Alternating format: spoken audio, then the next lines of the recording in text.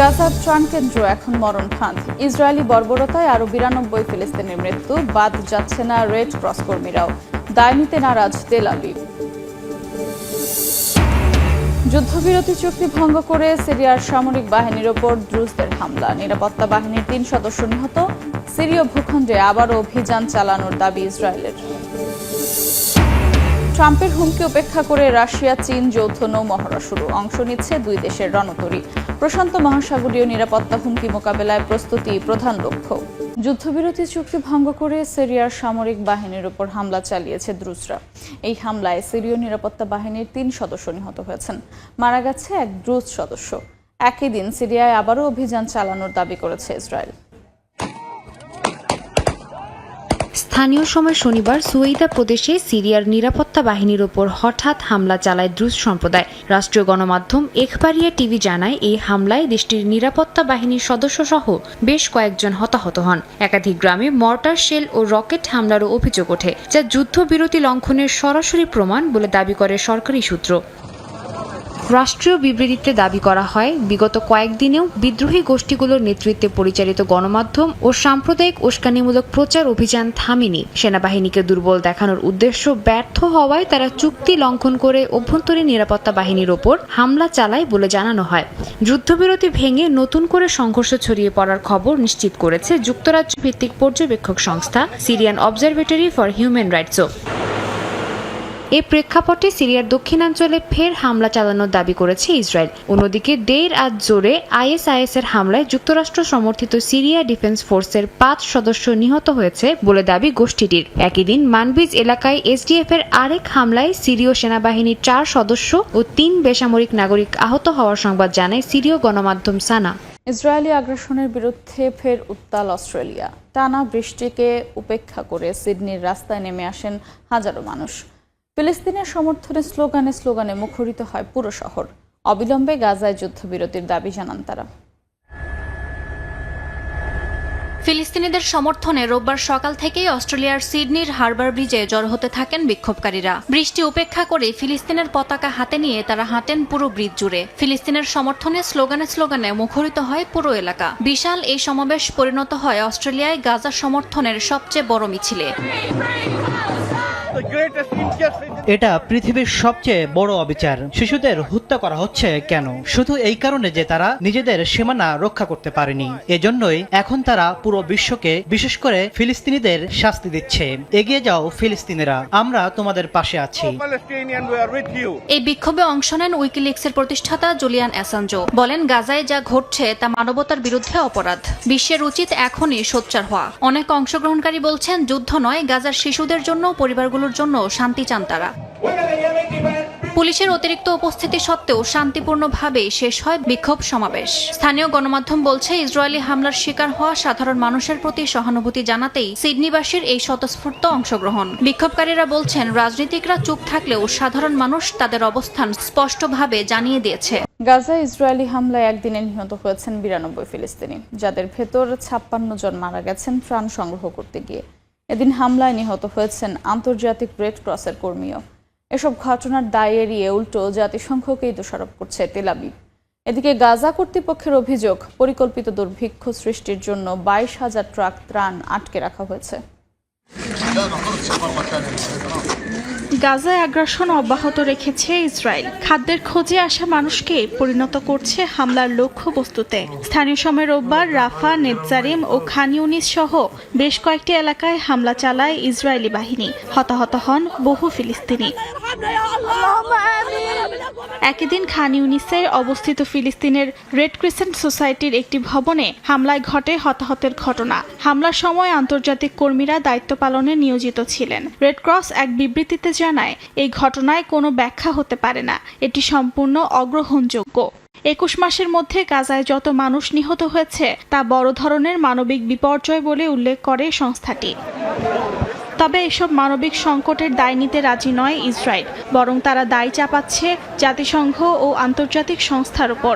Israeli সামরিক প্রশাসন COGAT বলছে, গত এক সপ্তাহে গাজায় 1200 ত্রাণবাহী ট্রাক প্রবেশ করেছে। সেগুলো জাতিসংঘের তত্ত্বাবধানে হস্তান্তর করা হয়েছে।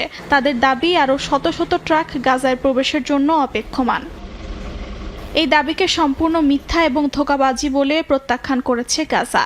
গাজার সরকারি মিডিয়া অফিস জানায়, দুর্ভিক্ষ সৃষ্টির জন্য ইসরায়েল পরিকল্পিতভাবে 22,000 ত্রাণবাহী ট্রাক আটকে রেখেছে, যার বেশিরভাগই জাতিসংঘ, রেড ক্রিসেন্ট ও অন্যান্য আন্তর্জাতিক সংস্থার। জাপান সাগরে শুরু হয়েছে চীন ও রাশিয়ার যৌথ নৌ মহড়া জয়েন্ট সি 2025। 5 দিনের এই সামরিক মহড়ায় অংশ নিচ্ছে উভয় দেশের রণতরী, হেলিকপ্টার ও বিশেষ অপারেশন ইউনিট। প্রশান্ত মহাসাগরীয় নিরাপত্তা হুমকি মোকাবেলায় যৌথ প্রস্তুতির লক্ষ্যে চলছে এই মহড়া। রোববার ভোরে রুশ নৌঘাঁটি থেকে একে একে বেরিয়ে আসে চীন ও রাশিয়ার যুদ্ধজাহাজ। যৌথ কমান্ডের নির্দেশনা মেনে জাহাজগুলো দ্রুত গঠন করে মিশ্রবহর। এরপরই তারা রওনা হয় ভ্লাদিভস্টকের নিকটবর্তী জলসীমার দিকে। চীন ও রাশিয়ার যৌথ জয়েন্ট সি 2025 নামের 5 দিনব্যাপী এই সমুদ্র মহড়ায় অংশ নিচ্ছে উভয় দেশের রণতরী। তারা মিলে একত্রে গঠন করেছে যৌথ যুদ্ধ কাঠামো। ধাপে ধাপে যৌথ বাহিনী চালাচ্ছে সাবমেরিন উদ্ধার, জাহাজ ভিত্তিক এয়ার ও মিসাইল প্রতিরক্ষা এবং লাইভ ফায়ার নৌযুদ্ধ অনুশীলন। শুরুতে চার্ট ভিত্তিক রিহার্সালে 2 দেশের কর্মকর্তারা একযোগে কৌশলগত পরিকল্পনা চূড়ান্ত করেন। মিটিংগুলোতে বিশেষভাবে গুরুত্ব পায় সাবমেরিন যুদ্ধ ও ডুবোজাহাজ প্রতিরক্ষা কৌশল।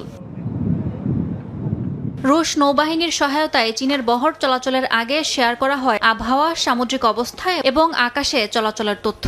মহড়া শেষে কিছু অংশ প্রশান্ত মহাসাগরের গভীরে যৌথ টহলে অংশ নেবে। চীনা প্রতিরক্ষা মন্ত্রণালয় জানিয়েছে, এই মহড়া কোনো তৃতীয় পক্ষকে লক্ষ্য করে নয় এবং বর্তমান আন্তর্জাতিক সংকটের সাথে সংশ্লিষ্টও নয়। 2012 থেকে চীন রাশিয়ার মধ্যে 10টির বেশি জায়ান্ট সি মহড়া হয়েছে। প্রতিবারই নতুন নতুন অপারেশনাল থিম নিয়ে কাজ হয়, যা 2 দেশের নৌ সমন্বয়কে আরও দৃঢ় করে বলেও প্রত্যাশা তাদের।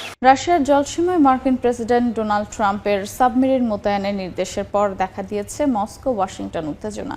এরই মধ্যে সাগরের তলদেশে কার ক্ষমতা সবচেয়ে বেশি তা নিয়েও চলছে নানা আলোচনা। বিশ্লেষকরা বলছেন, যুক্তরাষ্ট্র ও রাশিয়ার বর্তমান পরিস্থিতি আন্তর্জাতিক কূটনীতির ভবিষ্যৎ নিয়ে জটিল প্রশ্ন তুলছে। পরিস্থিতি আরও খারাপ হওয়ার আগে কৌশলগত সংযম এবং পারমাণবিক উত্তেজনা প্রশমন সবচেয়ে বেশি প্রয়োজন। বাণিজ্য ও শুল্ক নিয়ে তীব্র উত্তেজনার মধ্যেই শীতল যুদ্ধ যুগের কৌশলে ফিরে যাচ্ছে বিশ্বের 2 পরাশক্তি যুক্তরাষ্ট্র ও রাশিয়া। সাবেক রুশ প্রেসিডেন্ট দিমিত্রি মেদভেদেভের সাম্প্রতিক এক মন্তব্যের জবাবে শুক্রবার দেশটির জলসীমার কাছে পারমাণবিক সাবমেরিন মোতায়েনের নির্দেশ দিয়েছেন মার্কিন প্রেসিডেন্ট ডোনাল্ড ট্রাম্প। তার এই নির্দেশকে বিশ্ব পরিস্থিতির নাটকীয় মোড় বলে মনে করছেন অনেকে। সাবমেরিন মোতায়েন নিয়ে সমালোচনা বৃদ্ধির মুখে ট্রাম্প তার সিদ্ধান্তকে আক্রমণ নয়, বরং প্রয়োজনীয় সতর্কতা বলে যুক্তি দেখিয়েছেন। বলেছেন, যুক্তরাষ্ট্রের সংঘাত শুরু করার কোনো পরিকল্পনা নেই। তবে একজন উচ্চপদস্থ সাবেক রুশ কর্মকর্তার বেপরোয়া হুমকির পর নীরবে বসে থাকা সম্ভব নয় বলেও স্পষ্ট বার্তা দেন ট্রাম্প। ট্রাম্পের এই পদক্ষেপের পর মস্কো ওয়াশিংটনের মধ্যে সাগরের তলদেশে কার ক্ষমতা সবচেয়ে বেশি তা নিয়েও চলছে চুলচেরা বিশ্লেষণ। মার্কিন নৌবাহিনীর ওহাইও ক্লাস ব্যালিস্টিক ক্ষেপণাস্ত্রবাহী সাবমেরিনগুলোর গোপনে চলাচল ও নির্ভুল নিশানায় পারমাণবিক অস্ত্র ছোড়ার ক্ষমতা রয়েছে। এসব সাবমেরিন বুমার নামে পরিচিত এবং বর্তমানে মার্কিন বাহিনীর বহরে অন্তত 14টি সক্রিয় বুমা রয়েছে। দীর্ঘমেয়াদী নিরাপত্তা টহলের জন্য তৈরি এসব সাবমেরিন বড় ধরনের মেরামত ছাড়াই 15 বছর পর্যন্ত সক্রিয় থাকতে পারে। এছাড়া দেশটি 3 ধরনের পরমাণু চালিত ফাস্ট অ্যাটাক সাবমেরিন পরিচালনা করে। এর মধ্যে ভার্জিনিয়া ক্লাস, সিওল ক্লাস এবং লস অ্যাঞ্জেলেস ক্লাস উল্লেখযোগ্য। এসব সাবমেরিন শত্রু জাহাজ খুঁজে ধ্বংস করতে সক্ষম বলে জানা গেছে। অন্যদিকে বিশ্বের অন্যতম বৃহৎ সাবমেরিন বহর রয়েছে রাশিয়ার, যার সংখ্যা প্রায় 64টি। এর মধ্যে ব্যালিস্টিক ক্ষেপণাস্ত্রবাহী সাবমেরিন রয়েছে প্রায় 14টি। রয়েছে বোরেই ক্লাস ও ডেল্টা আইভি ক্লাস সাবমেরিনও। এসব ডুবোজাহাজ সমুদ্রের নিচে রাশিয়ার পারমাণবিক প্রতিরোধ ব্যবস্থার মূল স্তম্ভ হিসেবে কাজ করে। দেশটির নৌবাহিনীতে 4টি ইয়াসেন ক্লাস পারমাণবিক ক্ষেপণাস্ত্রবাহী সাবমেরিন রয়েছে। এসব সাবমেরিন আকারে ছোট এবং কম সংখ্যক ক্রু নিয়ে পরিচালিত হয়, যার মাধ্যমে স্থলভাগে ও সমুদ্রে যুদ্ধজাহাজের বিরুদ্ধে দূরপাল্লার হামলা চালানো হয়। বিশ্লেষকরা বলছেন, যুক্তরাষ্ট্র রাশিয়ার বর্তমান পরিস্থিতি আন্তর্জাতিক কূটনীতির ভবিষ্যৎ নিয়ে জটিল প্রশ্ন তুলছে। সামনের দিনগুলোতে আবার পারমাণবিক কূটনীতির সূচনা ঘটবে নাকি পরমাণু উত্তেজনার এক নতুন যুগের সূচনা করবে তা এখনো অনিশ্চিত। পরিস্থিতি আরো খারাপ হওয়ার আগে অতীতের যে কোনো সময়ের চেয়ে এখন কূটনীতির পুনরুজ্জীবন, কৌশলগত সংযম এবং পারমাণবিক উত্তেজনা প্রশমন বেশি প্রয়োজন বলেও মনে করছেন তারা।